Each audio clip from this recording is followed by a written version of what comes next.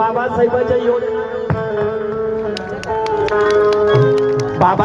योजना घेऊन बाबासाहेबांचं नाव विसरणाऱ्यांनो आमच्या महिला मंडळी बी काही कमी नाही। आज बाबासाहेबांच्या पुण्यानं प्रत्येक जाती धर्माची बाई शाळा शिकली का नाही?